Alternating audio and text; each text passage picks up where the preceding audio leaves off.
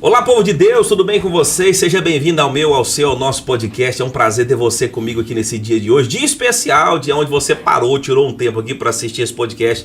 E esse podcast hoje promete, vai ser benção demais, vai trazer revelações apocalípticas, é isso mesmo. Hoje nós estamos recebendo aqui um amigo, um homem de Deus, pastor, professor de teologia, professor de escatologia, de história da igreja, um homem de Deus que veio abrilhantar o nosso podcast. Estou falando dele, meu amigo pastor Aristides Rocha. Seja bem-vindo, meu amigo. Muito obrigado, pastor Kennedy. E a gente sabe que esse podcast está em fase de alavancagem, digamos, de passagem muito rápida, né? Muito rápida, graças a Deus. A qualidade, né? A temática que aqui é apresentada tem muita qualidade e o povo tá ouvindo, vai para cima. E é isso, eu só tenho que agradecer estar aqui nesse podcast, na sua companhia e também ali nos bastidores, né? Meu amigo William. Meu amigo William tá aí, junto ali nos bastidores. Ali é forte.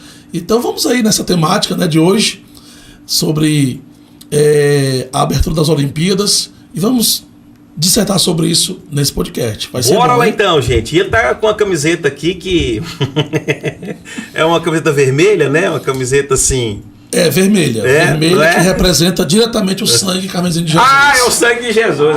Eu achei que era outra coisa. Não é petista não. Não é PT não. PT, não. Quando o povo fala que é PT, é o sangue de Jesus, rapaz. O sangue de Jesus tem poder. Meu Deus do céu. A camisa faz jus a isso, né? Gente, homem, gente boa demais, do Ceará, né? É do Ceará. Tá morando em Goiânia. Casado com a pastora Clésia Rocha. E a filhinha? Esther Radassa. A Esther Radassa, rapaz, que coisa boa. O pastor Aristides é uma bênção, tem feito um bom trabalho ali em Goiânia, é professor de teologia, sabe muito, vocês vão ver hoje. Fica ligado também no nosso podcast que você vai ver. O pastor Aristides, ele já deu aqui um spoiler que nós vamos falar hoje. Vamos falar um pouco sobre a abertura da Olimpíada, aquele escândalo escancarado, aquela vergonha, aquela afronta. A Olimpíada passou, porém ficou essas marcas aí. Porém, foi a maior Olimpíada que eu vi ali o retrato da igreja primitiva. Quanto mais afrontava o povo, mais o povo cresceu. Os cristãos resolveu evangelizar mesmo e resolveu se destacar, né? Desde a skatista fazendo sinal de Libra, mostrando que Jesus é o caminho, desde o Gabriel Medina, desde nas concentrações cristãos reunindo para cantar. Acaba que não, a afronta serviu para o povo evangelizar, serviu para o povo falar de Jesus, não foi verdade? Verdade, a afronta lhe dá esse contraste, né? Uhum. Se não tivesse a afronta, ninguém se manifesta. Verdade. Então, as Olimpíadas, essa 2024, ela vai ser marcada, né? Vai. Por vários pontos blasfemos, contraditórios à palavra de Deus, e que possuem um subterfúgio apocalíptico, né? Sim. Possui.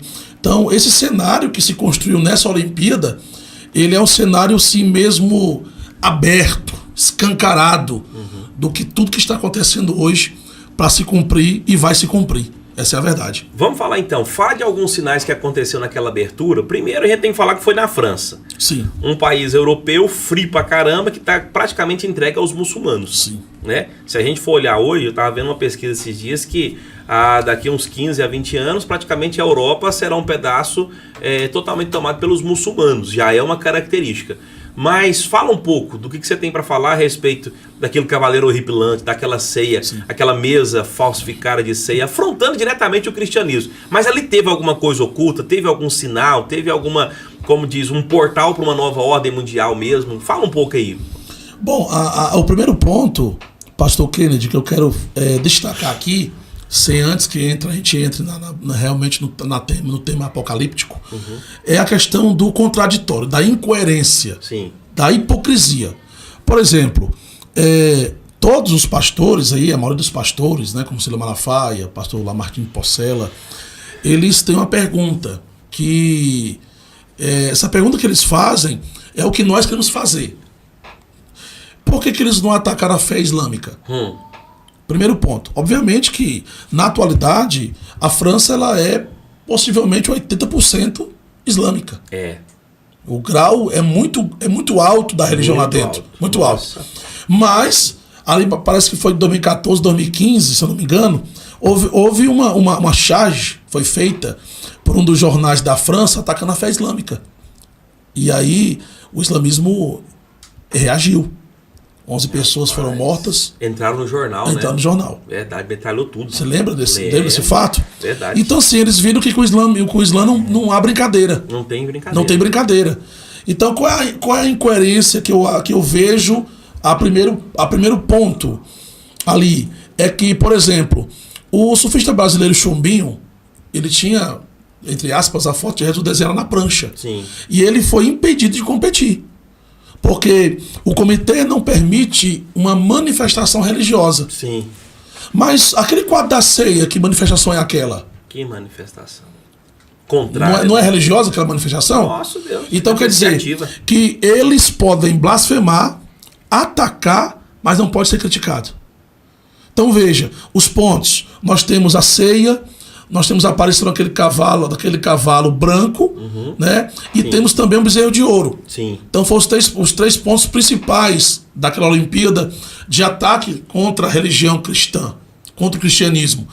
Mas, de grosso modo, esse surfista brasileiro não pôde competir, porque ele não pôde manifestar a sua fé. Então isso é a falta mais tremenda de incoerência ali que esses organizadores, né, do Comitê Olímpico, ele pregou ali, imprimiu. Então, primeiro, a ceia foi atacada. A ceia, ela é o ápice da reunião cristã. É o ápice. E o quadro que eles colocaram ali não é nem de um francês, é de um italiano, Leonardo da Vinci. Então, o que é que tem a ver Leonardo da Vinci com a ceia? Nada a ver. Nada a ver. Então, o que marca também ali é aquele personagem de cor azul, né? Aquela figura que surge naquela mesa deitado. E ali, pastor Kennedy, faz uma alusão ao deus grego-romano, ao deus Dionísio. É um deus grego-romano. E esse deus, para os gregos, é o Dionísio, para os romanos é o Baca, ou Baco. Você lembra? Você sabe que no meio da sociedade ímpia tem aquela questão de fazer um bacanal. Depois que bebe muito, vamos fazer um bacanal. Então, esse comportamento promíscuo, prostituto, se faz jus a esse deus Dionísio. Então, veja, aquela figura, aquele homem deitado na ceia, representada por aqueles homens que se dizem ser mulheres, isso foi um ataque direto à ceia do Senhor. Totalmente. A comunhão, a coinonia da igreja. Então, ali, na verdade, não tem mais nada oculto, né? Nada. A guerra está declarada. Antigamente tinha um ocultismo que você tinha que descobrir a mensagem subliminar que está acontecendo. Não, ali foi decretado. Então, um Deus deitado na mesa da ceia, substituindo o próprio Jesus, né? Que foi morto e mais ressuscitou. E esse Deus faz jus a um bacanal, a orgia, promiscuidade, responsável pela profanação dos homens e mulheres. Rapaz. Olha Isso é só, muito sério. isso é gravíssimo. Isso é gravíssimo. Então isso não seria um ataque religioso? Com certeza. Com certeza. Isso não seria uma manifestação religiosa? Sim. Com certeza. Então qual a incoerência? Olha a incoerência no que nós vemos ali na questão das aberturas das Olimpíadas da França. Então, mas eu acho, pastor Kennedy, que ali, aliás, eu acredito que ali o quadro, ele é um quadro muito propício para que o mundo veja, para que o mundo presencie que a Bíblia está certa, que a palavra de Deus sempre esteve correta. Então, ali nós vemos o que? Uma blasfêmia. Totalmente. A palavra grega é blasfemol, significa lançar calúnias contra a santidade de alguém.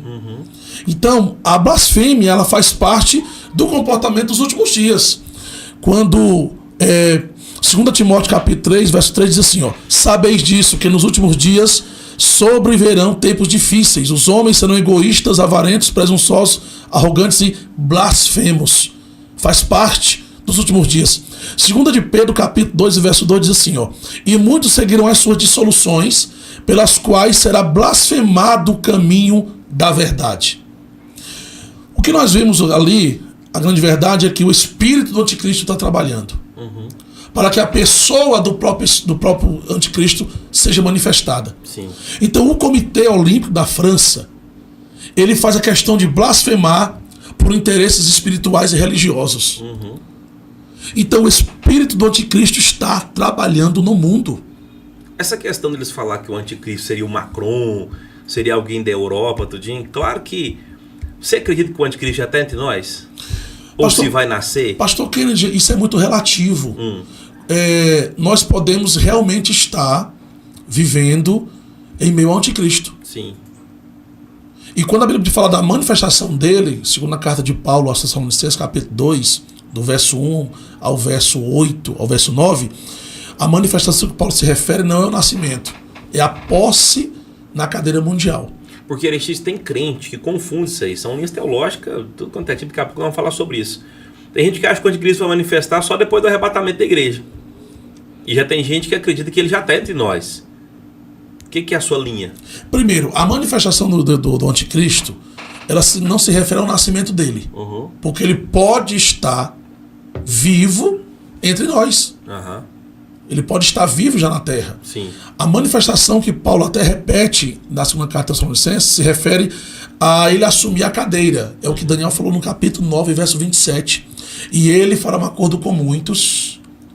E durante uma semana, que são de anos, Levítico capítulo 28, verso Levítico capítulo de número 25, verso 8. Lá explica melhor a questão das semanas de anos. Que sempre quando é uma semana vai ser de anos, tem que ser multiplicado por 7. Então, uma semana de anos vezes 7 dá 7 anos. Vezes 2, 14 anos. Então, o que Daniel escreve no capítulo 9, verso 27? Que ele, o anticristo, que é o cavaleiro do capítulo 6 do Apocalipse, o cavaleiro branco, falsa paz, ele vai fazer um acordo com muitos para justamente assumir o trono, a cadeira. E é ali que vai começar o período tribulacional. Mas Paulo diz que há um que o detém. E aí o pensamento pós-tribulacionista que não responde, mas ele sabe perguntar. Esse é o problema do pós. Sim. O pós não responde, mas pergunta. Ou seja, ele pergunta algo que nem ele tem resposta. Então, quem é que tem o poder de barrar a ação do anticristo? O poder de Deus. E esse poder está com quem na terra? Está com a igreja. Então é claro que quando esse povo sair da terra, o anticristo, que é a primeira besta, vai assumir o trono. Vai assumir o trono. Então, quando esse povo sair da terra, veja só que quando Paulo fala, e nós entendemos bem, na segunda carta de Tessalonicenses capítulo 2, ele fala assim, porque isso não será manifesto sem antes que venha a apostasia. A palavra só ali, apostasia no grego, ela não se refere à apostasia da fé. Sim. Não tem complemento ali. Porque em outros lugares da Bíblia, outras cartas, Paulo fala assim, e apostatarão da fé. Então existe um complemento. Então abandono da fé. Mas quando Paulo trata da apostasia no grego ali, a palavra é traduzida desde 1530. As traduções inglesas até antes de King James é traduzida por retirada. Ou seja, quando algo for retirado da terra, virá a manifestação do anticristo. Então, não tem como ligar a igreja passando pelo período tribulacional com a manifestação do anticristo sendo o governador mundial. Não tem como. Não tem como. Nós temos vários textos. Aliás, não existe um texto na Bíblia que se refira, que faça jus, que a igreja passa pela grande tribulação. Não tem um, né? Não existe um. Então os pós estão desarmados aí. Não, estão desarmados. Eles têm vários calcanhares de Aquiles. Não, mas aí a parousia vai ter um arrebatamento. Lá na parousia, no capítulo 19 de Apocalipse, onde acontece de fato, a parousia é narrada no capítulo 1, verso 7 de Apocalipse. Todo olho verá. A palavra verá é ptonomai. Lá está na voz média. Então ali não há arrebatamento. O arrebatamento é rapardizo. Tessalonicenses capítulo 2. Sim. Então, enquanto um evento é lento, o outro é rápido. Então, entre esses eventos não há uma harmonia. Na verdade, é uma diferença muito grande. O arrebatamento é um evento separado da parousia. E lá no capítulo 19, onde acontece a descida de Jesus, não há ressurreição e não há glorificação dos mortos e não há arrebatamento. Rapaz, tirar uma dúvida com você. Essa questão da parousia, até aquele termo que Paulo fala em Efésios lá, aproveitando o tempo que os dias são maus, Paulo e a igreja primitiva esperavam Jesus para hoje. Eles trabalhavam esperando Jesus para hoje. A cultura nossa, principalmente cultura pentecostal, ela viveu a questão do arrebatamento esperando para hoje. E a gente espera para hoje. Claro que a gente espera para hoje. Mas esse esperar para hoje, aí eu vou entrar numa questão que eu sempre falo aqui, Aristides. O homem, ele desleixou em algumas áreas da sua vida. Ainda mais quem está no ministério. desleixou com o corpo, desleixou com o planejamento do futuro, desleixou com o pensamento de que, e se Jesus não voltar? Eu tenho que cuidar do meu futuro. É onde a gente viu vários pastores frustrados que dedicaram a vida no ministério, mas na velhice não tiveram uma casa para deixar para a viúva. Eu falo isso aqui porque eu já ouvi isso aqui. E eu vejo pessoas numa cultura até hoje que a falta de planejamento, as igrejas neopentecostais ganham disso de nós. Ganham disso. Não estou rechaçando o pentecostalismo, não. Estou falando que a gente tem essa ligação nessa cultura que não, Jesus vai vir hoje, eu não preciso cuidar do meu corpo, eu não preciso fazer um planejamento, eu não preciso ter uma poupança, esse mundo aqui... Eu até tinha uma linha da Nova Era que eu esqueci, não sei se é o... Não é o panteísmo, não. Eu vou esquecer agora, mas você vai me lembrar aqui. Que não podemos cuidar desse planeta, não. Esse planeta aqui vai ficar para trás, nós temos que... Isso aqui é só uma passagem. Não, mas nós temos que zelar do lugar onde a gente está, né? Temos que zelar. Então essa questão da parousia, do arrebatamento para hoje... No meu ponto de vista, Jesus vai voltar hoje, ele pode voltar na morte. Eu posso estar vivo hoje, amanhã eu posso estar morto. O arrebatamento aconteceu para mim. Mas o porquê que está tão desconecto essa questão de falar sobre arrebatamento nas igrejas hoje? Como que a gente faz para trazer de volta essa chama pelo povo? Você entendeu o que eu estou falando? Sim. Tipo assim, de querer o arrebatamento, mas também não ficar desleixado aqui. Sim. Você entendeu? A grande verdade, pastor Kennedy, é que a maioria das pessoas não estão preparadas para o final dos tempos. Esse é o problema. Quando fala o povo treme, né? O povo treme, tem medo do apocalipse, do dragão, da besta. Quando fala dessas coisas, dessa simbologia apocalíptica, eles têm medo. E isso parece que os inibe de estudar mais. Sim. Onde deveria ser o contrário. Aí tinha que querer estudar mais, como disse um grande pregador, ele falou que Apocalipse não é o fim da igreja. É o início. É o início, é a vitória da igreja sobre o mundo. Rapaz. É a queda da Babilônia. É a derrota de Satanás perpetuamente. Sim. É a queda do império do mal e do pecado. Então as pessoas, por não entenderem, elas não buscam esse entendimento e aí vão para o YouTube, vão para os canais de televisão, na mídia televisiva, ouvir pessoas que não têm preparação. Eu já vi pregador aí pregar, usando a autoridade que Deus o deu, dizendo: o anticristo é o Macron, o anticristo é o Biden, o anticristo é não sei quem, o anticristo é o Lula, o anticristo é o Bolsonaro, o anticristo... Não, gente, Lula não, cara. O Lula não tem inteligência para ser um anticristo, não. Quem falou isso aí? Não, gente, não. Aí apelou, pode acabar o podcast. Não.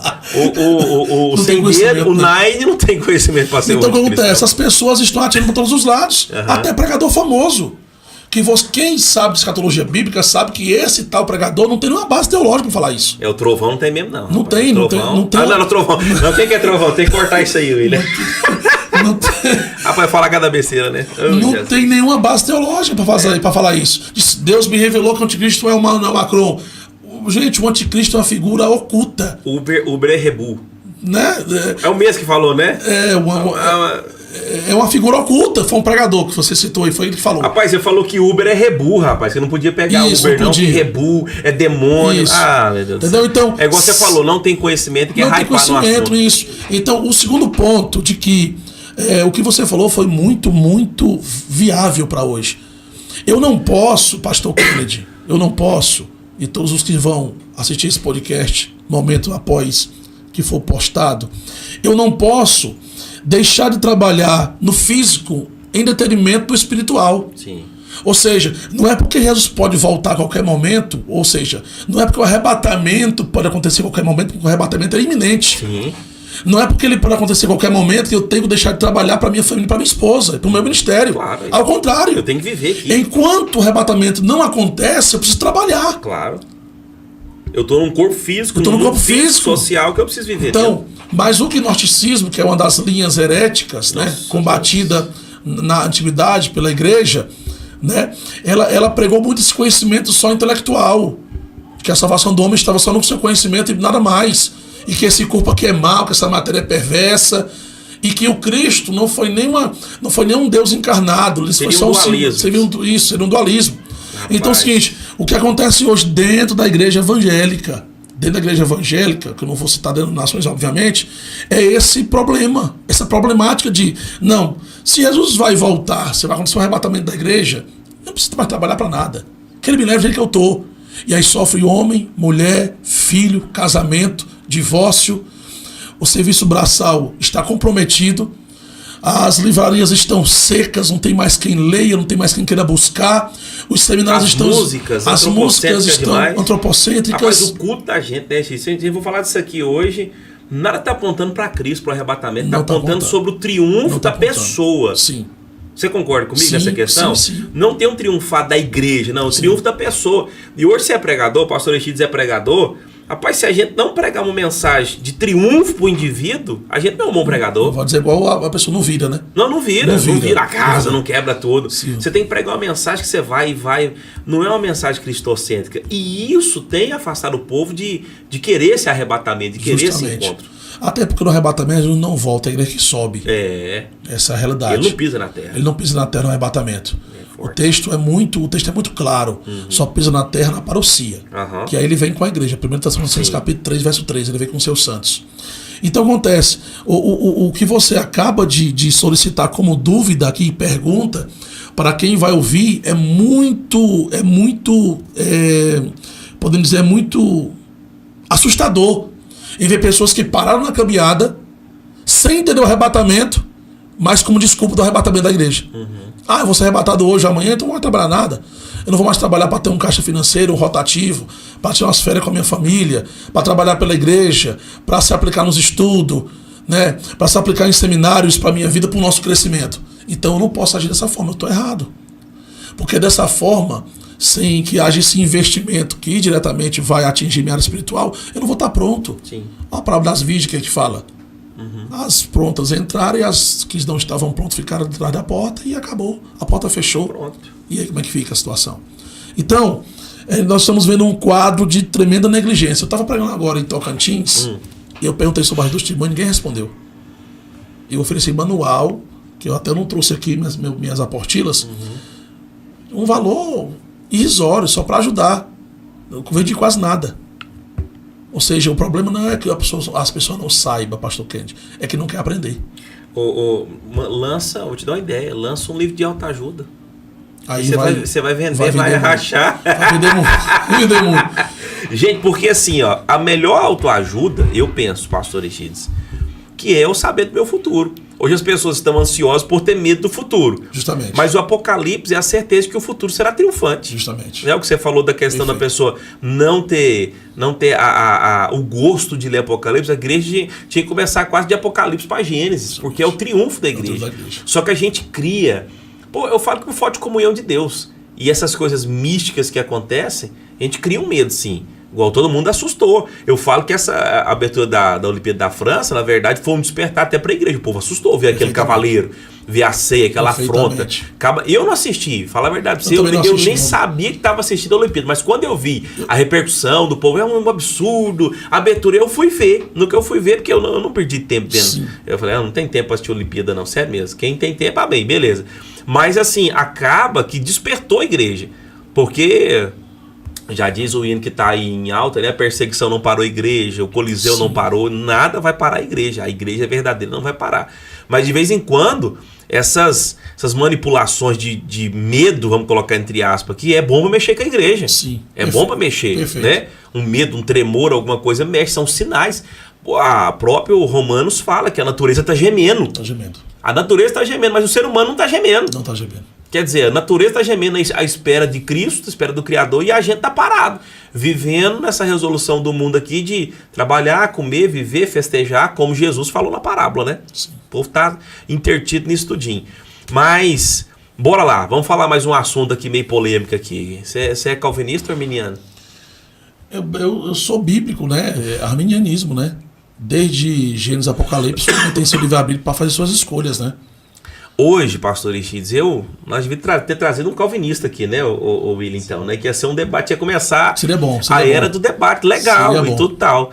Eu não consigo adaptar nenhuma linha teológica dessa ainda não, mas eu tô assim, meio perdido, sabe? Mas eu tô crendo em Jesus, crendo que eu vou pro céu, crendo que eu vou... Então eu não tô defendendo nem Armínio, nem Calvino, porque ele tava falando antes aqui, sobre questões, quando você vai ler a história mesmo e ver quem era Calvino, quem era Armínio, as dificuldades que tinham, no tempo que tinham, a pressão que a igreja e o Estado exercia sobre a pessoa, e quem não aceitasse as regras era até morto. Sim. Né? Então isso é muito dolorido, isso é muito triste quando você pega uma pessoa que está totalmente contra o cristianismo e ela vem armada da história, é difícil você refutar. Não é todo mundo que tem um Aristides aqui perto para refutar essas questões. Mas eu ouço muito de calvinista, pergunta, quando eu abro caixinha, pergunto de várias questões. Mas uma coisa que está me preocupando é a falta de preocupação que a gente está tendo do puro evangelho. A gente está discutindo muito teologia, discutindo tudo tal, muita temática, e a gente está perdendo o puro evangelho de Jesus. Verdade. Né? Que se você for olhar, tem até uma linha, de repente você pode me ajudar aqui. Tem gente que defende Paulo, tem gente que é contra Paulo e está com Jesus, porque são praticamente, claro que Paulo está falando sobre a graça, está falando sobre o evangelho, mas Paulo tem um pouco de lei também ali, um pouco de regras. Obviamente. Jesus não, Jesus é a vivência do evangelho, um evangelho leve, um evangelho, mas não é esse levismo de poder tomar vinho, de poder tomar cerveja, de poder ir para uma festa, de poder ouvir músicas seculares, né? Que hoje a gente vê um que defende o calvinismo grandemente, que é o tio Nico, que há muitos seguidores nossos seguem, que é o Augusto Nicodemos, mas que defende tomar um vinhozinho, que defende ouvir uma musicazinha secular, que não tem nada. E a gente vai vendo um bocado de assembleano pegando esse mesmo ritmo da teologia reformada. Sim. Essa teologia reformada. Fala um pouco para nós aí dessa questão. Bom, brincadeiras à parte, obviamente que as ideias teológicas, elas não podem nos dividir. Elas não podem nos dividir. Ou como você bem citou, na igreja de Corinto teve essa divisão e não foi boa. Não foi boa. E os que diziam ser de Cristo são os piores. Eu sou de Paulo, eu sou de Cefas, eu sou de Apolo, e eu sou de Cristo. E eram os piores. Os que se diziam mais espirituais eram os piores. Aí você vê. Resumidamente, o que eu vejo nas correntes teológicas é que ambas são bíblicas. Eu preciso ser honesto. Sim. O que não é bíblico é a atualização dessas correntes. A atualização dessas correntes. Dos representantes de hoje. Por exemplo, o que é o calvinismo? O calvinismo é uma predeterminação. Sim. E aí vai se dividir. Pronto. Essa predeterminação, ela é determinada por Deus sem que haja flexibilidade ou é uma presciência? Esse é o ponto principal da discussão. Esse é o ponto. Então, antes que surgisse Calvino, que começou sendo advogado, e depois se transformou num teólogo, e que antes de surgir Armínio, né, não existia esse debate dessas linhas. Não se colocava uma rinha de briga de teologia calvinista versus o arminianismo. Por quê? Porque elas estavam bem completas. Então eu vejo que o calvinismo e o arminianismo, o livre-arbítrio dentro da Bíblia, bíblico, genuíno, desde a antiguidade, era bíblica. Por exemplo, para mim, quando o calvinismo acontece na Bíblia, é quando Deus ele adianta a situação de um homem que vai servi-lo, como Jeremias e Paulo. Porque Deus sabe de tudo. Sim. E quando é que o livre-arbítrio funciona na Bíblia? Quando Jesus diz, eu sou a porta, mas tem outras portas para você entrar. Eu sou o caminho, mas tem outro caminho para você entrar. Então vamos ao ponto principal. Por exemplo, os representantes do calvinismo hoje, eles têm vários problemas para ser resolvidos. E aí veja a pregação, salvo uma vez, salvo para sempre, e a graça é irresistível. É aí que mora o perigo e o problema. Isso é fácil de refutar. Vamos de trás para frente. A graça é irresistível, isso não é verdade. Porque a passagem do jovem rico é a mais expressa, declarada passagem que a graça pode ser resistida. Pior do que isso, Atos capítulo 7, a grande pregação de Estevão. Os corações se compungiam, se esfaqueavam, ouviam o evangelho, mas não quiseram Jesus. Ou seja, a graça foi resistida. Então essa questão de salvo para sempre, salvo uma vez, salvo para sempre, e a graça irresistível, são pontos atuais de um calvinismo trabalhado e enfraquecido. Que não é o que Calvino falou. Não é o que ele falou. Não. Nas institutas de Calvino não é o que ele falou. Não tem isso lá. Vamos ver que ele não vai ter tempo para trabalhar aqui. Mas, resumidamente, não tem isso lá, gente. Não tem. Eu conheço uma esposa de um amigo meu que ganhou ele pro calvinismo. Dizendo que salvou uma vez, salvo para sempre. E que a graça pode ser resistida. Eu falei, você não leu Bíblia? Você não leu Bíblia? Não tem como. O problema, Aristide, desculpe interromper, é porque o povo entende essa questão de salvo uma vez, salvo para sempre. É o camarada que eu tô te falando.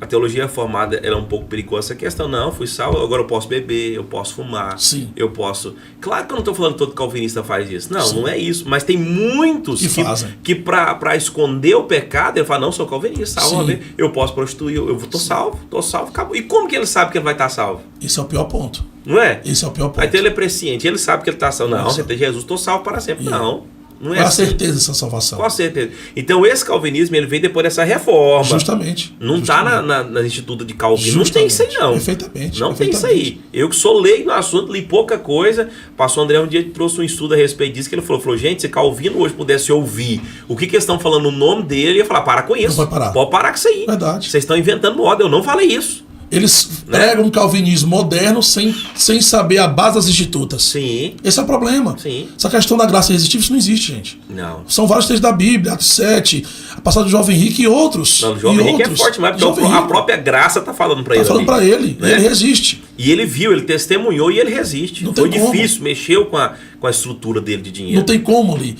Então, o livre-arbítrio também eu vejo na Bíblia. O livre-arbítrio genuíno, não moderno. O livre-arbítrio bíblico, antigo, de que o homem tem suas escolhas. Um exemplo de erro exegético. Vamos supor um erro de exegese bíblica no que se diz no calvinismo moderno. Um erro gravíssimo. Eles usam Romanos capítulo de número 9, verso 22, para pregar o calvinismo moderno. Sim. Diz assim, ó. É o texto. Que diremos, pois, se Deus, querendo mostrar a sua ira e dar a conhecer o seu poder, suportou com muita longanimidade os vasos de ira, preparados para a perdição. Esse é um texto clássico do calvinismo moderno, que Deus preparou esses vasos para a perdição, ou seja, Deus decretou que essas pessoas, iam aqui é uma figura de metáfora, né? Uma metáfora, iam nascer condenadas. Isso é um escândalo. Rapaz, é um escândalo porque... Isso é um absurdo. Uai, e João 3,16? Não é que fica? Como é que Mas fica? vamos pro próprio isso. Se a gente for usar outros textos, fica pior. Essa linha, rapaz, ela se enfraquece. Agora, vamos para ninguém dizer, não, estão saindo do texto e tudo, porque tem pessoa que acha que isso não é hermenêutica. Sai para os outros, é hermenêutica sim. A gente para os outros textos, são ferramentas, né? Claro. Ferramentas da hermenêutica. Mas vamos para esse texto mesmo aqui. A gente vai ver qual é o apelo. Por exemplo, a palavra que rege, o verbo que rege aqui, o pensamento moderno calvinista é preparados. E aí, na visão calvinista moderna, que eles acham que essa palavra, esse verbo aqui, está se referindo a algo ativo de Deus. Ou seja, Deus fez eles para a condenação. Mas quando nós observamos o campo semântico dessa palavra preparados, é catartizo. A palavra grega catartizo, primeiro, ela está na voz passiva. Quando a voz do grego está na voz passiva, ela não se refere a uma ação divina, senão humana. E a melhor tradução, sendo a voz passiva, a palavra preparados, catartizo, não é que Deus preparou, é que eles se prepararam. Mudou, se prepararam. Ah, mas você está consultando grego. E o Novo Testamento foi escrito em que língua? Foi inglesa? Foi japonesa? Foi grego, não foi? É isso aí. Então, quando eu faço uma exegese da aplicação já direta, porque as hermenêuticas são as ferramentas que eu tenho, e a aplicação direta é a exegese. Então eu preciso recorrer ao original. Eu preciso. Então, eles se prepararam, mudou a ideia. E aí, nós vamos direto para Jeremias 18, onde o verso 4 diz assim: o vaso se quebrou ou foi o oleiro que quebrou o vaso? O vaso se quebrou. Então, tem uma multidão de gente que prega que o vaso foi quebrado pelo oleiro. Isso não está escrito. Quando se refere ao vaso quebrado pelo oleiro, primeiro, não está escrito assim. Segundo, seria uma voz ativa do hebraico. E ali a voz é passiva também. O vaso se quebrou. O hebraico está na voz passiva. Foi uma ação humana, foi minha escolha.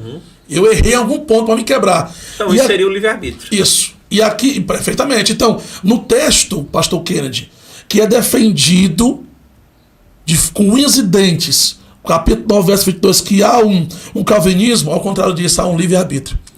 Porque esses vasos se prepararam. Eles se deixaram levar, percorreram seus caminhos para serem, no final, condenados. pela ira de Deus. Pastor Aristides, esse se preparar está ligado àquilo que Jesus falou, mas aquele que perseverar até o fim será salvo. Até o fim. Então, eu falo o maior texto quando eu vou conversar com alguns amigos calvinistas, que não é o calvinismo raiz, mas é essa invenção reformada, eu falo isso, falo, gente, se o próprio Jesus falou, é aquele está ligado aqui a qualquer um. Justamente. A qualquer um, a esse que se prepararam, aquele que perseverar até o fim será salvo. Então a perseverança não está ligada a, eu fui salvo aqui, eu posso ficar quieto, sossegado. Não, essa linha é tão perigosa, mas tão perigosa, que eu falo que a falta de envolvimento na obra de Deus, no trabalho, de fazer alguma coisa, gera neles o quê? Um povo sanguessuga, que só vai na igreja para sugar, mas não quer oferecer nada. Não quer a fé com obras de Tiago. O camarada, não, estou salvo aqui. E é onde a gente vê essas igrejas apáticas. O que existe de crentes que estão apáticos? Não, eu só aceitei Jesus, não quero me envolver com nada, eu não quero produzir nada para o reino, não quero produzir fruto na vida de ninguém. Então eles estão pegando e tirando todo o restante da Bíblia da obrigação do cristão. Até porque o culto não começa quando eu recebo, começa quando eu entrego. Sim. Vamos falar essa vida de questão de vida diária de culto agora, mas eu vejo assim uma interferência. A gente tem vários amigos aqui da nossa igreja que tem esse pensamento. Não precisa me envolver com nada não, rapaz, não é o meu papel. E aí onde eu fico chateado, que a maioria dos que defendem o calvinismo também não gosta de evangelizar. Não gosta. Não gosta, porque eles falam assim, não, a igreja está aqui, quem quiser que vem. É um subterfúgio para eles. Quem quiser que vem, não precisa evangelizar. Mas cadê então Marcos 16? Ide por todo mundo, você tem que ir. A própria pessoa de Jesus caminhando, indo. Jesus poderia ficar quieto, então montar uma igreja, ficar quieto e falar, quem quiser vem. Isso, né? Isso. Além que ele disse, quem quiser vem, beba, mas ele estava lá, indo nos lugares, sim, nas aldeias e tudo tal. Então, eu falo que essa linha de reforma aí, ela é perigosa. Ela é perigosa. Então, essa linha atualizada e moderna, ela é perigosa. Isso é um suicídio espiritual. Isso não se defende a graça irresistível. Isso não tem amparo bíblico. Agora, o calvinismo bíblico, o arminianismo bíblico, ele existe. Eu quero ser honesto com isso aqui. Eu vejo isso na Bíblia. Desde o Gênesis se cumpre isso aí. A predeterminação de Deus pela janela da sua presciência. Adiantar uma situação de vida e um chamado de um profeta, como de Jeremias. Ele adiantou, porque ele sabia que Jeremias iria servi-lo. Ele sabia, então, o que custa ele adiantar? Isso são textos isolados, mas que aconteceu. Mas não é isso que nós falamos hoje. Então, esse novo calvinismo moderno, ele é uma janela de subterfúgio para não fazer nada. Para deixar as pessoas morrerem. A mesma questão que foi pregado ontem.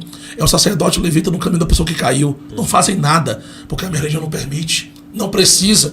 Porque para eles é o seguinte, se você está salvo para sempre. Aí você pode beber, ir para as festas, ouvir música secular. E aí, se você não está mais na igreja, é porque você nunca foi salvo. Gente, isso é um absurdo teológico. Rapaz. Isso é um absurdo. Não. Se você está no mundo, você nunca. Opa, bate no microfone. Se você foi para o mundo, que você nunca foi da igreja. Mas se você está na igreja, que você sempre foi da igreja. Rapaz, que coisa bagunçada. Como explicar a vida de um João que estava na igreja, foi para o mundo e voltou para a igreja de novo? Então ele é de onde? É do mundo ou da igreja? Ou é dos dois? Isso não tem amparo. Me explica um negócio aqui, que a gente erra também em falar. Principalmente nas orações de alguém quando ora. Essa aqui vai dar polêmica um pouquinho.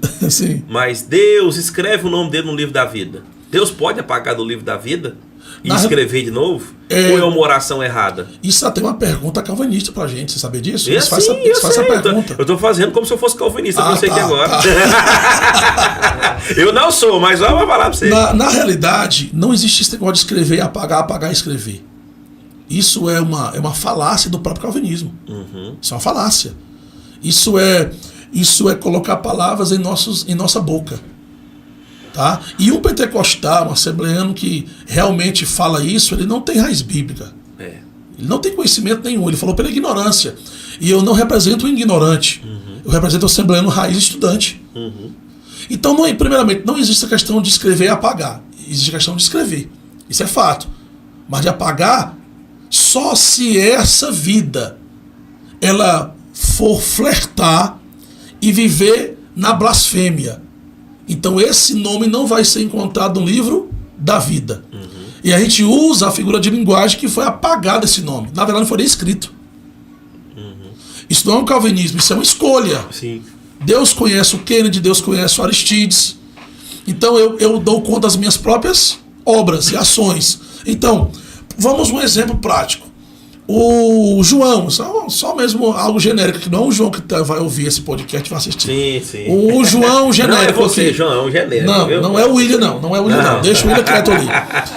Então é o seguinte, o João, ele está nos caminhos do Senhor. Né? De maneira nenhuma lançado aí fora, está lá o João nos caminhos do Senhor. E ele se afastou de Deus. Você não foi apagado?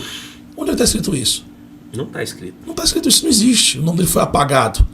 Na verdade, Deus o sabe que se ele foi de fato e foi escrito ou não. Essa é a verdade. Isso é algo muito espiritual. Isso é algo muito espiritual no sentido de que nós não temos essa precisão do campo espiritual para entrar nessa temática e dizer, ó, foi escrito, foi apagado. Não, foi reescrito de novo. Aí você chama uma alma para se reconciliar e fala assim, Deus reescreve no livro da vida. Não, isso não existe. Se ele está voltando, já está escrito. Com certeza. Já está escrito. Então, assim, é fácil explicar isso. Não existe a questão de apaga, escreve, apaga. A pessoa, o anjo vai trabalhar muito, o anjo. Tem que remunerar esse anjo. Tem que remunerar. Tem que remunerar ele. Ele vai trabalhar no cartório do céu apagando. Peraí. Esse irmão que se desviou 7 vezes, ele tem que se decidir, Senhor. Porque a minha mão está cansada. Ou eu apago ou escrevo. Então isso não existe, gente. Ou está escrito ou não está escrito. Eu já ouvi outra linha falando o seguinte, quando Jesus fala, alegrai-vos pelo nome de vocês que é escrito no livro da vida, o livro da vida não era salvação, o livro da vida era a permanência da pessoa aqui, naquele período que estava com Jesus. Essa é mais complicada, essa aí eu não sei que linha é essa não. É assim. Entendeu? Não é um livro da vida de salvação, é um livro da vida assim, alegre-se por vocês estarem vivos aqui, contemplando o que vocês estão contemplando hoje. Eu já vi essa linha já que confunde a cabeça de alguns também. Que não tem nada a ver com vida eterna. Eu não creio dessa forma. Também não. Eu não creio dessa forma. Existe a brecha. Existe a brecha, sim. A aplicação parcial para aquela época. Existe essa brecha. E esse aqui não está nem cheirando nem fedendo. Esse aqui está no meio do mundo. Né? Você está falando, Jesus estava falando sobre a questão de vida. De alegrar, o nome está escrito no livro da vida. Existe. É que eu estou vivo aqui no tempo, aqui, aproveitando esse tempo presente aqui. Vamos consultar esse texto rapidinho. Alegrai-vos. Procura aí, William. Procura alegrai-vos. O nosso nome está escrito no livro da vida, né? O próprio Jesus falou. Pelo vosso nome. Sim, negócio que é ao vivo, gente. Bora. Ao vivo, cadê? Lucas 10:16. Lucas 10:16. Vamos lá, deixa eu ler aqui esse texto. É isso mesmo? 10:16? Tomando uma linha quanto aqui. Falando nisso, pessoal, você que está aí, ó, curte, compartilha esse conteúdo. Você que está inscrito, se inscreva nesse canal. Esse podcast tem sido bênção para abençoar a vida. Eu sei que hoje, de repente, algum calvinista vai ficar meio bravo aqui, um arminiano vai ficar meio assim. Mas o que eu estou tentando trazer, eu posso até trazer um calvinista depois aqui para defender a linha dele, para defender a tese. Depois trazer os dois, né? O que vocês acham? Traz nós dois. Vai ser bom demais, não vai? A gente marca aqui e a gente vai ver qual que vai apresentar um texto base, a hermenêutica aqui do texto, para a gente esclarecer muitas dúvidas. Além disso, gente, nós estamos falando aqui sobre Jesus. Jesus é o centro, a Bíblia todinha nos faz entender que Ele é o centro, que Ele é o Senhor da nossa vida. Mas hoje aqui é para tirar essas dúvidas de algumas pessoas. Então, você que está chegando agora, seja muito bem-vindo. Estamos falando com o pastor Aristides Rocha, um homem abençoado, professor de teologia, professor de história bíblica, e tem abençoado aí nesse conteúdo. Compartilha aí, viu? Se inscreva no canal, que é benção demais. Achou aí aqui, o texto? Lucas 10:17. Voltaram os 70 com alegria, dizendo, Senhor, pelo teu nome até os demônios se submetem. Disse-lhe Jesus, eu vi Satanás como um raio cair do céu. Eu vos dei autoridade para pisar serpentes e escorpiões de toda a força de inimigo e nada fará dano. Mas não vos alegreis, o verso 20, tá? Verso 20, eu marco aqui o verso 20. Não vos alegrei, porque os espíritos vos submetem. Mas antes estar os vossos nomes escritos nos céus. Falando de livro, né? Deixa eu colocar aqui uma comparação entre os textos. As traduções. A RC eu acho que é livro da vida, não é? As traduções aqui falam mais escrito nos céus. Nos céus? Nos céus. A RC, a sua não é RC, não? Essa minha eu vou colocar aqui no RC aqui, ó. NVT. Deixa eu ver se eu NVT? Deixa eu ver NTLH aqui, ó, gente. Consulta ao vivo aqui, ó. É Lucas o quê mesmo? Lucas 10:20. Consulta ao vivo. Vamos ver NTLH aqui. Podcast é assim, viu? É. Veio o tema, veio a temática, veio o texto, a gente vai consultar. Lucas 10:20. NTLH. Revista Fiel, escrita nos céus.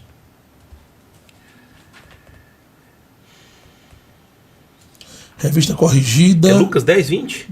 Não, Lucas 17. 17. 17:20. Não, Perdão, pastor. Lucas 10, 20. 10, 20, né? 10, 20 você é isso. 10, 20? Eu falei 17 aqui. 10, 20. Olha aí, Lucas 10, 20. Porém, não fiquem alegres porque os espíritos maus lhes obedecem, mas sim porque o nome de cada um de vocês está escrito no céu. No céu também. No céu é isso? No céu? No céu também. Mas obviamente que isso não deixa de ser explicado. Ó, a referência ainda fortaleceu o livro da vida. Aham. Porque onde está o livro da vida? Onde vai ser aberto? Vamos ouvir aqui do Bíblia do Reformado. Leia aí, pastor. Vamos ver aqui. Reforma, leia aí da reforma. É, Lucas 10, 20. Vamos ver aqui. Lucas 10, 20. Eu estou lendo aqui em várias traduções, todas se referem a escrito nos céus. Vamos lá, gente. Nosso podcast hoje aqui com consulta bíblica. Isso é bom demais. Excelente Bíblia. Na Bíblia de Jerusalém. De Jerusalém. Escrito bom. nos céus. Nos céus também. Nos céus também. Tá, agora vamos ver aqui. Vê aí, pastor Kennedy. É muita página vai folhear. Vamos lá. 10, 20. Não obstante, alegrai-vos não porque os espíritos vos submetem, mas sim o vosso nome está arrolado nos céus. Arrolado nos céus. Então assim, você vê que Jesus está apontando para cima e não para baixo. Aham. Então a ideia de que é aquele momento parcial que acontece ali já caiu. Foi pior, né? Sim. Ô, Foi pior. rapaz. Então, se está escrito dos céus, então não é nada da terra. Nada na Se refere ao reino celestial. Uhum. Foi pior, então. A linha já caiu aí. Com certeza. Então, se a linha diz que foi escrito no livro da vida e se refere somente ali, então o texto não está assim. Verdade. Está resolvido o problema. Tá resolvido. Bola para frente. Vamos lá. E a respeito do arrebatamento pré e o pós, existe também uma semelhança que tem muita dúvida a respeito disso. Sim. Né? Existe muita gente que tem dúvida. Eu já ouvi em aula teológica o pessoal falar sobre o sono da alma. O sono da alma, na verdade, que é uma fundamentação de Ellen White. Sim. Que a gente vai pegar um pouco o adventismo aqui. Pegar pouco, não pegar muito. Né? Que hoje, assim, eu tava num lugar esses dias. Eu acho que eu posso falar isso aqui, que se a pessoa ver, foi bom que depois a gente conversou. Aí a pessoa falou pra mim assim: por que vocês, você é pastor, não é? Eu falei: por que vocês não gostam dos adventistas? O que vocês têm contra a gente? Aí, rapaz, eu levei um susto, sabe? Falei: mas como assim, né? Não, por que vocês não gostam da gente? Eu falei: não é questão de não gostar. Então concorda na linha que vocês têm teológica e tudo tal. Eu não concordo com as doutrinas de vocês. Por que eu não concordo? Eu fui falar sobre a questão da White, questão de sono da alma e tudo tal. Ela nem sabia o que eu estava falando. Porque eu vi que isso é mais questão do pessoal de São Paulo, que repercute muito e tal. Usa aqui de baixo, nem sabe o que eles estão falando lá. É praticamente um culto normal que estão indo, mas não tem esse ativismo pela Ellen White. E aí, o pastor Aristides, como convencer um pós de que vai ser pré? Como convencer ele? Quais os textos que você poderia usar aí para falar para ele? Não, nós somos pré. Primeiramente, a Ellen, ela tem um grande representante de hoje, o pastor Rodrigo Silva. Sim. Que é um péssimo teólogo. É um grande arqueólogo, né? É um grande arqueólogo. Mas teólogo. Mas é um péssimo teólogo. Primeiramente porque ele fala, já tem vídeos aí, que Jesus seria o arcanjo Miguel. Pois é, isso rapaz, é uma heresia. Que coisa bagunçada. Eu nem rebato isso, porque assim, não vou perder meu tempo rebatendo isso. Não, muita heresia demais. Tá, então, meu Deus. Não adianta a mascaragem, a manipulação bíblica, porque, de fato, ele defende o que Ellen escreveu, e não que a Bíblia escreve. Sim. Então, eu nem rebato isso em rede social. Uhum. E no ponto da questão do pré versus o pós, quem era pré e no pós, ele só se tornou porque ele não estudou bem o assunto. Uhum. Eu me tornei pós porque na segunda carta de Paulo aos Tessalonicenses, lá está escrito que o anticristo não se manifestaria se antes que venha a apostasia e tal e tal. Então assim, ali na verdade defende ao pré. Como já falamos aqui no início, que aparece a palavra a grega apostasia. Uhum. Eles acham que ela é apostada da fé. Mas o campo semântico da palavra não é apostada da fé, não tem complemento ali. Uhum. Em si, ela se refere à retirada, à saída da terra. Sim. Então, checkmate aí, não tem como. Hoje em dia, em alguns dicionários atuais, até mudaram essa ideia.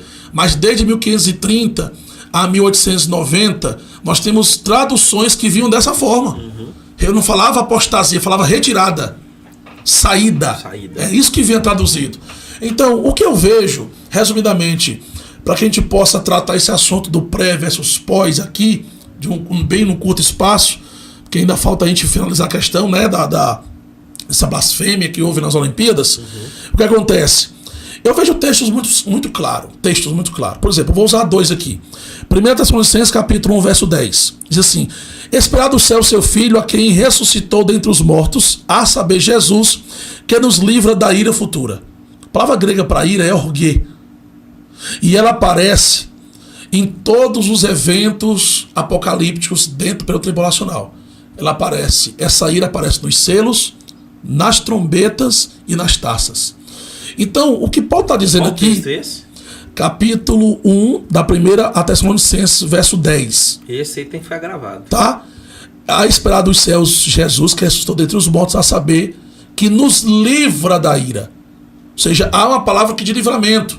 Então, o arrebatamento da igreja, que não é o mesmo evento da parousia, ele é um livramento de Deus para a igreja. Não tem como passar, porque é a palavra que está falando que não vai. Pois é, vamos refutar só um pouquinho aqui o Paulo Júnior. Sim. Paulo Júnior fala: você acha que Deus vai permitir aqueles que sofreram, nós porque estamos no tempo hoje, não vamos sofrer? Não vamos passar pelo Coliseu? Não vamos passar por ser estancado nas praças de Roma e ser queimado do nosso corpo? Boa, pastor, muito boa. Ele fala isso. Então, o que tem de crente nosso que segue ele também, segue essa linha, é os camaradas que estão na internet hoje, Orixás, que está convencendo eles. Boa, eu acho bom você levantar essa tese, essa fala.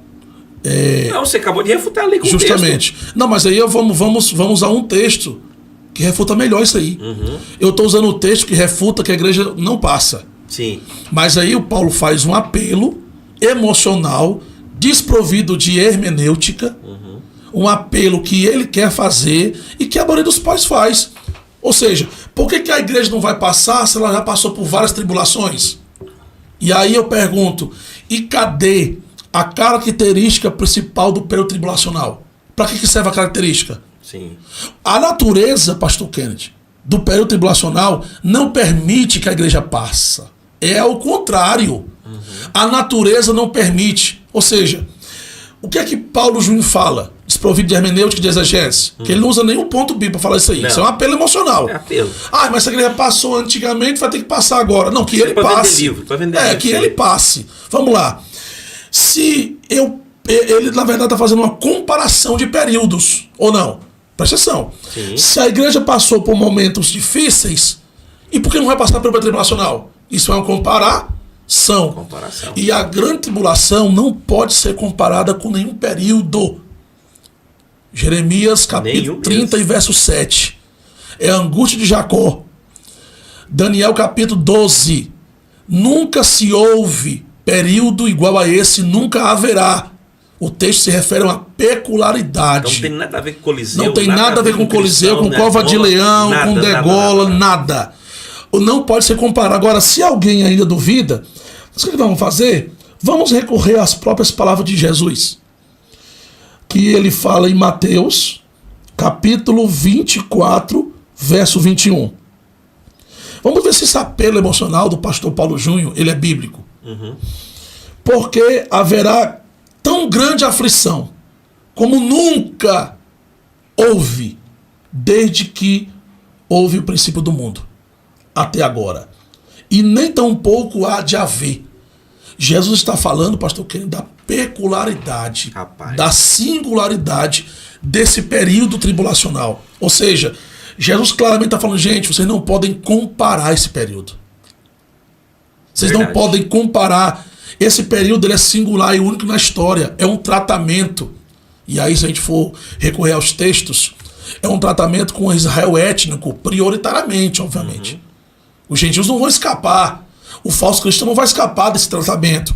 Mas o tratamento é um período, ou seja, o tratamento desse período, dessa ira, que a igreja não vai passar, porque a natureza do período não permite que ela passe, porque não há comparações aqui. Então, quando Paulo Júnior faz comparações, ele está pecando contra a exegese do texto. Ele está armando uma hermenêutica falsa, falaciosa. Sim. Isso é grave, isso aí. Grave. Isso aí induzir as pessoas ao erro. Muito. Porque Jesus está falando aqui, ó, esse período não pode ser comparado. Eu estou parafraseando o texto. Porque, na verdade, ele fala assim, ó, nunca houve e nunca haverá. Ou seja, é incomparável. Grave.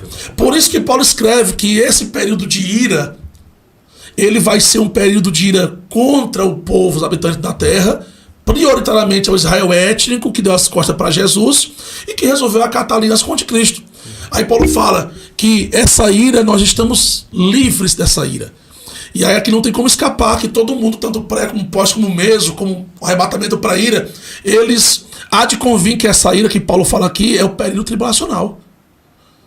Eu vi uma classe de pessoas defender que essa ira é lá do julgamento do juízo. Gente, não tem fundamento isso. Não tem fundamento. Dizer que essa ira é do martelo batido lá no julgamento final. Não. Isso aqui é a ira futura, que se refere ao período tribulacional. E Paulo ainda escreve a mesma carta no capítulo 5, verso 9. O que ele diz? Porque Deus não nos destinou para a ira. Aí, gente, pastor Kenneth, eu quero fazer uma pergunta aos que vão assistir esse podcast. Aonde que ficam esses dois textos? Por que ignorar esses dois textos? Totalmente. Isso é uma manipulação. Quando um teólogo ignora esses dois textos, ele está manipulando a Bíblia. Isso não é mais uma exegese, é uma exegese. Então aqui não tem escapatória, porque Deus não nos destinou para a ira, o orguê, para esse momento difícil, complicado, de Apocalipse 3:10, que diz que vai ser derramado sobre todos os habitantes da terra. E aí vou mais.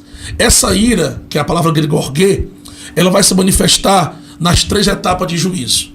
Porque a ira é o derramamento de Deus sobre os habitantes da terra, com prioridade para Israel étnico. Sim. Depois alcançando nações gentílicas e a falsa religião, os falsos cristãos. Então, essa ira, regida pela palavra grega orguê, ela vai ser derramada nos selos, trombetas e taças. Então veja, o texto se cumpre. Ele é montado de uma forma perfeita. Nos selos, capítulo 6 de Apocalipse, verso 16, diz assim, fugi da ira do Cordeiro, caí sobre nós, montes. Ou seja, o povo já se tocou que esse momento é um momento de ira. E que esse momento de ira, Paulo diz que Deus nos livrou. Apocalipse 11:18, nas trombetas agora, a Bíblia diz assim, e as nações se iram contra a ira de Deus. Ou seja, a ira de Deus está sendo derramada. O orgueio de Deus está sendo derramada. Nas trombetas também. Nas taças, capítulo 15, verso 1. Há uma mudança da palavra grega de orgueio para timós, mas não muda o sentido do campo semântico. Porque ira é ira, cólera é cólera, não muda nada. Então Deus ainda está derramando a sua ira quando derrama as taças sobre a humanidade. Não tem como escapar. Apocalipse 3:10 diz assim, visto que guardaste a palavra da minha paciência, eu te guardarei da provação que há de vir sobre todos os habitantes da terra. Acabou. Nós temos um emprego repetido, por sinal, de uma palavra grega, que é uma preposição da. Não é na, é da. E aí, obviamente, que a variação da palavra grega ek, que é da, ela tanto varia para antes como para dentro. Mas ela não se aplica para dentro por quê? Porque a Bíblia não diz que você vai ser livre da aprovação. É da hora da aprovação. É da hora da provação. Na aprovação, passando nela. Isso. Não é na, é da. É da? É da. É da aprovação. Entendi. Primeiro que não é na, é da. É uma preposição grega ek. Não é em. Que seria a palavra grega em, porque na. Se fosse no na, seria o pós. Seria então. passando. E a palavra grega não era ek, era em. Era em, ou seja, na aprovação. Mas o texto é traduzido por ek, é da. Da roreis. Entendi. Tá? Ek roreis. É da hora da aprovação. Então, a defesa do pode dizer, não, mas ele está falando que o ek vai livrar da aprovação, ou seja, vai ter que passar, porque o ek também é dentro. Mas o ek não se refere à aprovação, se refere à hora da aprovação. Vem aí Apocalipse 3:10. Olha aí, pastor Kennedy. Olha abrir. Apocalipse 3:10. Veja a presença repetida da palavra da preposição. Olha aí, Apocalipse 3:10. Que é ao vivo, gente. Ao vivo. 3:10. Se atente aí à repetição dessa palavra, dessa preposição. Visão parece estar ruim, acho que é falta de almoçar. Você tem obedecido a minha ordem para aguentar o sofrimento com paciência, e por isso eu o protegerei no tempo da aflição que virá sobre o mundo inteiro para pôr à prova os povos da terra. Dá. Existe a preposição ek. Na minha tradução aqui, revista corrigida, você lê igual? NTLH. Aí você acabou de me matar. Então, William, me socorre, William. A linguagem de hoje. Você vê que a linguagem de hoje engoliu o ek a segunda vez. Só tem a presença de uma. Só uma. Mas ela tem duas vezes. Então, lê na RC. Vou ler com a revista corrigida. Ó. Como guardaste a palavra da minha paciência, também eu te guardarei da hora da provação. Sim. Tá repetido ou não tá repetido? Demais, por isso que eu gosto da RC. Ó. Eu vou ler em outro, para alguém dizer assim, não, ele tá lendo uma tradução que lhe compete, que lhe diz respeito. Vamos ler aqui na Thompson. Pronto, a Thompson. Thompson é boa. Ó. Visto que guardaste a palavra da minha perseverança, eu te guardarei da hora da tribulação. Tá repetido? Tá. A preposição? Sim. Então, quando a hora chegar, você tá guardado. Não é no momento, é da hora, é do tempo. Não é justamente da prática da aprovação. Sim. Eu te guardarei da hora da aprovação. É que está repetido. Então esse texto, ele é uma defesa pura, genuína, que a igreja não vai passar pelo período tribulacional. Você entendeu então, irmão? Você entendeu? Foi uma aula aqui hoje, hein, William? Negócio aqui, rapaz do céu, uma aula. Você assiste e reassiste de novo, manda pro seu amigo, manda pro seu colega, manda para quem concorda que é pós-tribulacionista, manda para calvinista, manda para arminiano, manda para sogra, manda pro sogro, manda para todo mundo. Manda para todo mundo aí. Outro sim, aproveitando já deixa, a grande tribulação no Apocalipse começa no capítulo 6. Você vê que do capítulo 1 ao capítulo 5, ao 4 precisamente, aparece a palavra igreja. Após o capítulo 5, não aparece mais a palavra igreja. Eclésia, não aparece mais. Acabou. Aparece para santos eclectos. E aí eu vi um pastor fazendo uma exegese muito aquém, muito desprecavida da hermenêutica. Onde ele fala que por causa da presença da palavra santos, a igreja passa. Mas a tradução para santos é eclectos. A palavra eclectos grega para eclesia tem a mesma construção. As três primeiras palavras do grego. Sim. A mesma construção. Só que eclésia, ela é um sujeito e eclectos é um adjetivo. Então essa variação, ela não permite falar que a igreja passa. Porque eu não posso usar um adjetivo para provar no grego que a igreja vai passar. Na verdade é um silêncio do capítulo 6 ao capítulo 18. E esse silêncio é justamente a prova que a igreja não passa. Sim. Não adianta dizer, mas os santos que aparecem aqui é a igreja. A palavra grega não é eclesia, é eclectos. A palavra grega para eclectos é santos, é santo, e ela se refere a um objeto ou algo que é separado. Não se refere a um sujeito, se refere a um objeto. Rapaz. Pode abrir o campo semântico da palavra eclectos aqui. Não me importo. Então, eu não posso usar um adjetivo como eclectos para provar que a igreja passa por a palavra santo. A palavra santo é derivada de um adjetivo e não do sujeito, que é a igreja. Rapaz, eu vi que eu vou ter que fazer escatologia de novo, filho. Eu vi que eu aprendi hoje aqui, em 1 hora de podcast, que eu não aprendi 4 anos de curso teológico, rapaz. Rapaz do céu. Meu amigo, vamos fechar então com a Olimpíada. Vamos fechar. Nós começando com o assunto aqui, foi para outros e tudo tal. E você que está assistindo aí, muito bom ter você conosco aqui. Fica ligado aí, fica ligado. Vamos finalizar então. Quais as consequências, o que tem a revelar, o que foi revelado ali na abertura das Olimpíadas, que a gente tem que ficar de olho aberto, ficar alegre, ficar triste, sei lá. Fala a sua versão, sua visão. Pastor Kennedy, veja que esse cenário da abertura das Olimpíadas, ele foi chefiado pela blasfêmia. Ele foi chefiado pela palavra blasfêmia. Fala blasfêmia isso ali. Sim. E é justamente essa palavra que liga os fatos escatológicos. Eles atacaram a fé dos cristãos, a nossa fé, mundialmente. A fé do católico, a fé do crente. Atacaram mundialmente. Pelo carro-chefe chamado blasfêmia. Pela aparição daquele rapaz de cor azul. Pela questão do quadro da ceia. Pela questão das pessoas que não são o que elas querem ser. Porque eles não podem mudar a genética. Homem é homem, mulher é mulher, sempre vai ser assim. Sim. E aí, o que eu vejo isso, e eu me alegro, de certa forma, é que se cumpre a Bíblia. Por exemplo, quem é que vai blasfemar contra o Senhor? A besta. O anticristo, que vai ser o líder governamental. Rapaz. Ele que vai blasfemar. Olha só o que Apocalipse 3:1 diz. E eu pus-me sobre a areia do mar. Sobre aonde? Mar. O cavaleiro que aparece nas Olimpíadas, ele vai cavalgando sobre o quê? Eu não vi, rapaz. Sobre o mar do Sena. É mesmo? Sobre as águas do Sena. Olha aí, a ligação. O cavaleiro vem cavalgando sobre as águas do Sena. Olha só que incrível. E aí o mar, biblicamente, Apocalipse 17:15, se refere a nações, se refere a povos e idiomas.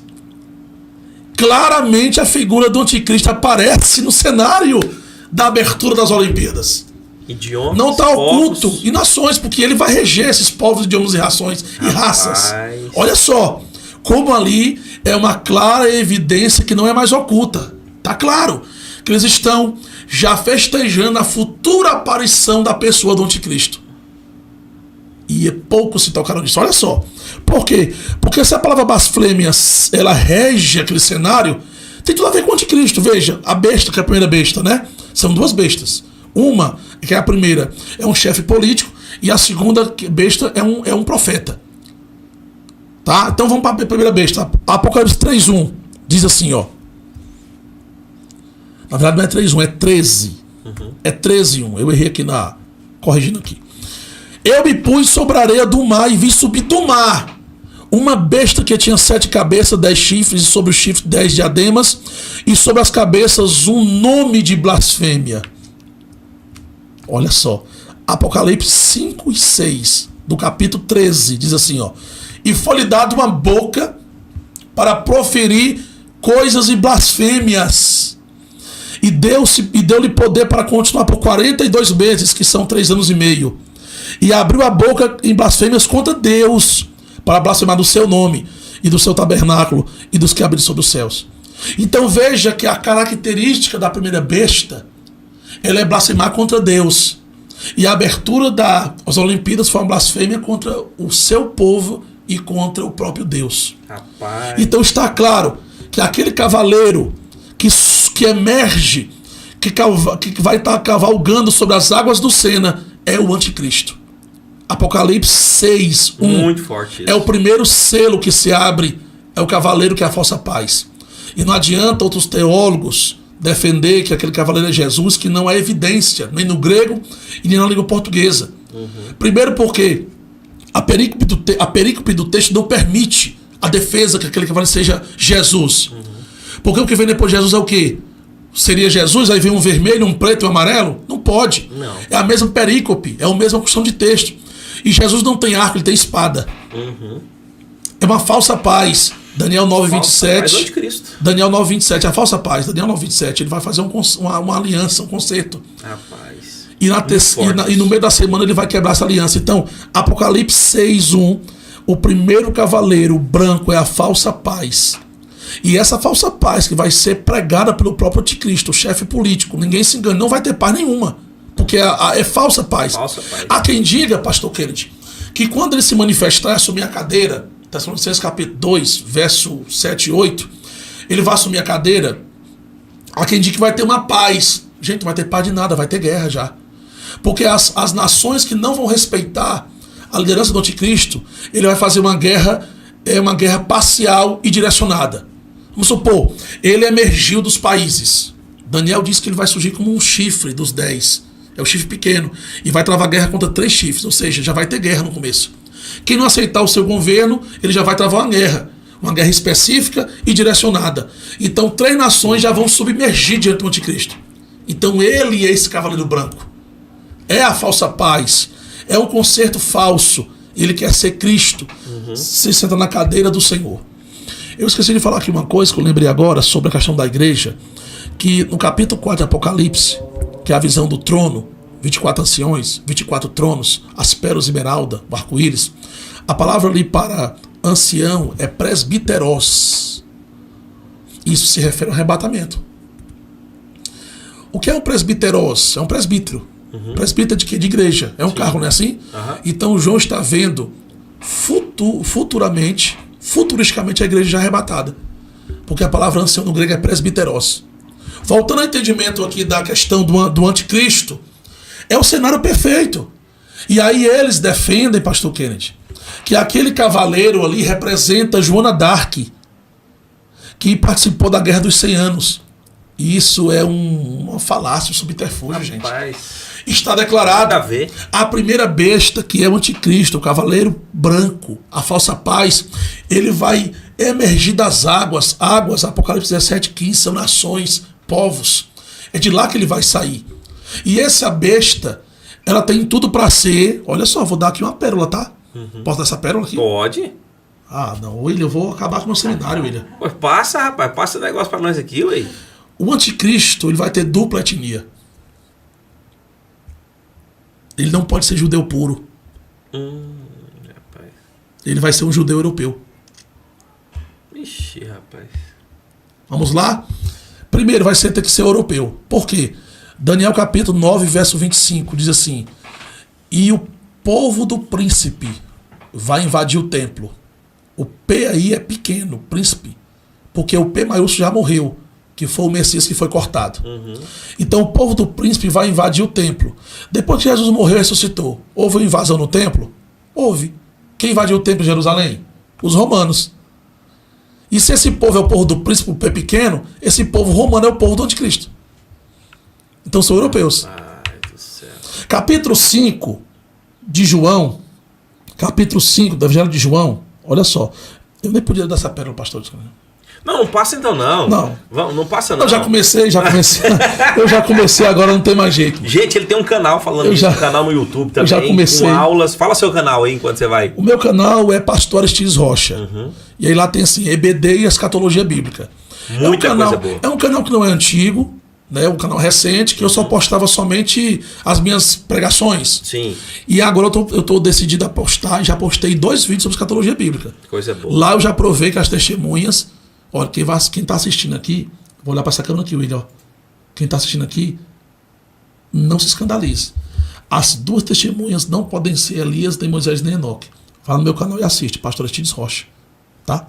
Rapaz, agora você confundiu o negócio mesmo. O povo vai correr lá. Que a gente viu a cultura todinha falando que é um desses 3 aí. Eles não podem ser testemunha. Rapaz. Vai no canal e você assiste lá. Vamos lá. João capítulo 5, verso 43.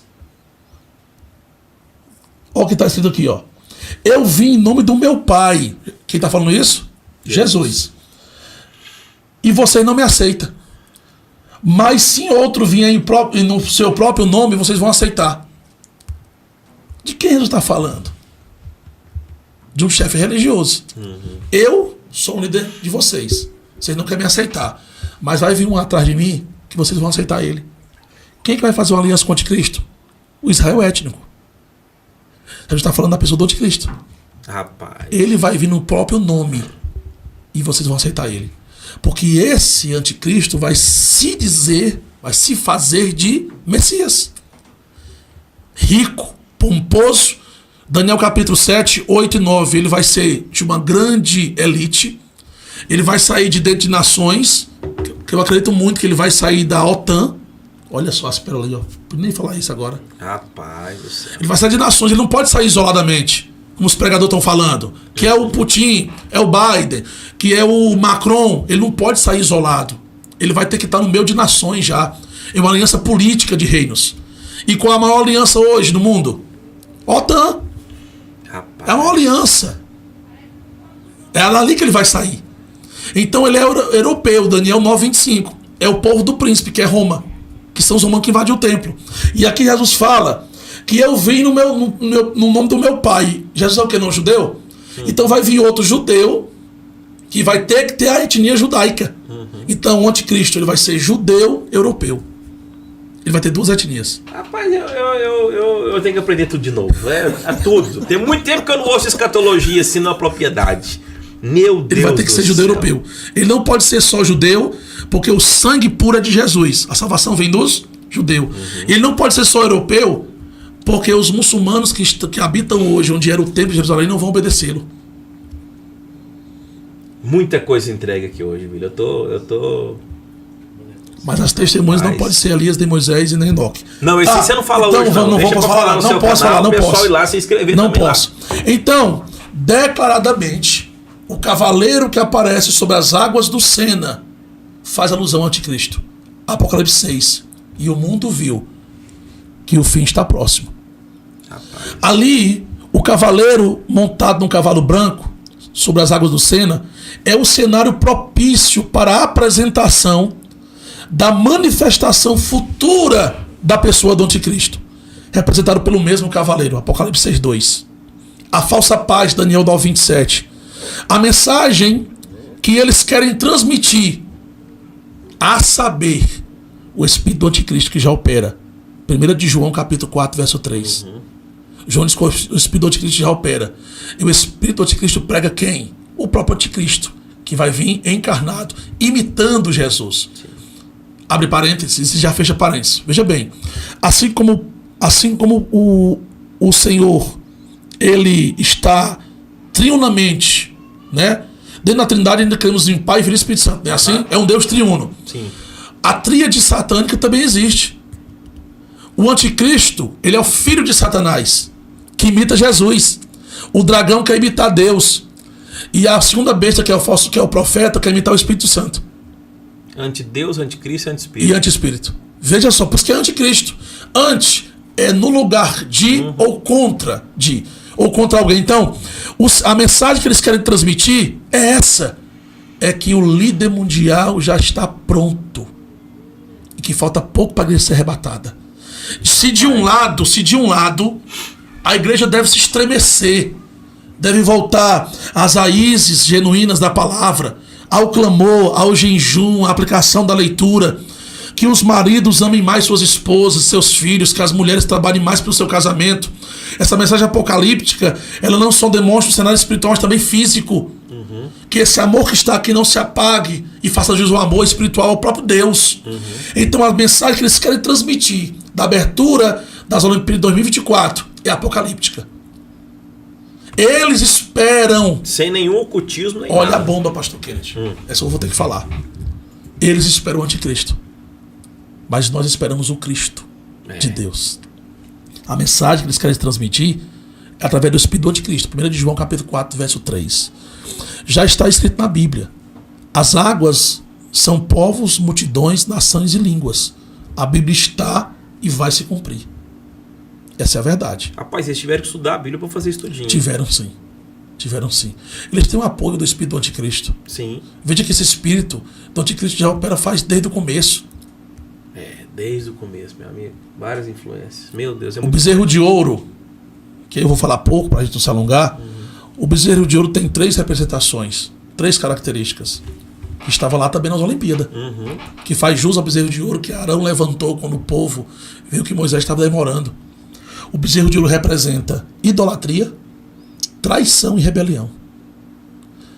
É uma mensagem para o mundo. Nós somos a geração idólatra, rebelde e traiçoeira.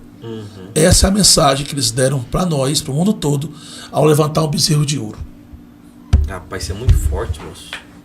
Muito forte. Você aprendeu aí, meu irmão? Aprendeu aí?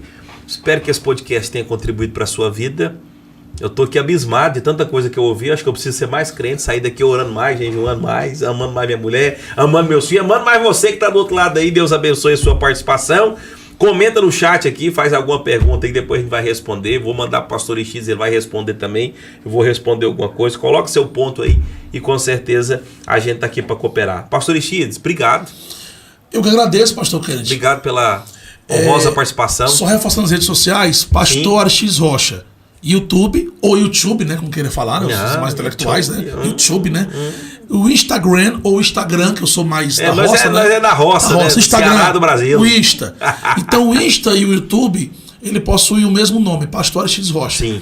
Então, me dê uma força, no meu canal se inscrevam, vai ter mais vídeos sobre escatologia bíblica. Muito bom. Vou começar a fazer também de EBD, que eu não fiz ainda, é a promessa que eu fiz.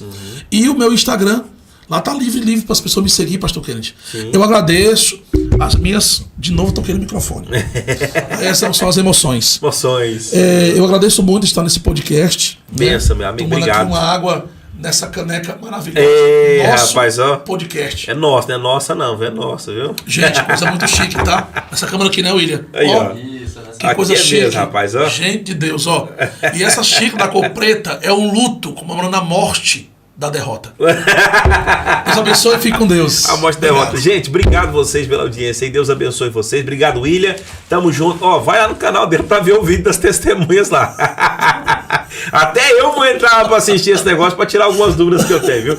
Deus abençoe, um beijo do coração. Sempre o meu, o seu, o nosso podcast. Deus abençoe vocês.